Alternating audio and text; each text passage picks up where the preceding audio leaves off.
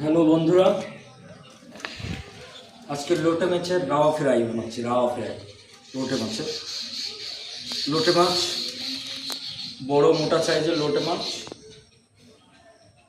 সুন্দর করে কাটতে হবে। কাটার পরে চিরা দিতে হবে, এরকম এইভাবে দেখো, চিরা দিয়ে একটুখানি লেবু আর লঙ্কা পাউডার, লবণ দিয়ে এটাকে মাখিয়ে রেখে দিতে হবে 4-5 ঘন্টা। তারপরে ডিম একটা দিয়ে এরকম করে সুন্দর করে মিক্স করে, এমন দেখো সুজিটা নিতে হবে, সুজি। তারপরে সুজিতে এইটা এইভাবে রাখতে হবে। রাখার পরে এইভাবে সুন্দর করে চেপে চেপে এই লোটে মাছের সাথে লাগাতে হবে। দেখো,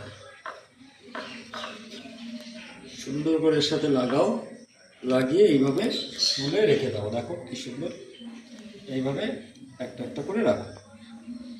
রাখার পরে তেল গরম হলে এটাকে সুন্দর করে ফ্রাই করো।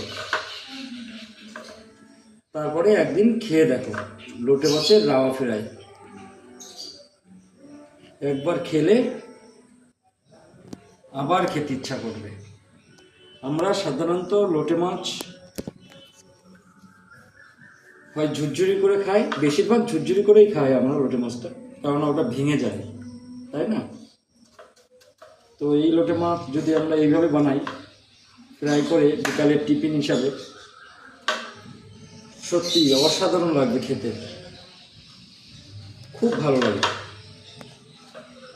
একদিন আমার কথা মতো একদিন ট্রাই করে দেখো বন্ধুরা, খুব সুন্দর লাগে লোটে মাছের এমন করে রাওয়া ফ্রাই। রাওয়া বলতে সুজি, ঠিক আছে? এই সুজি দিয়ে এইভাবে একদম ইজি বানানো,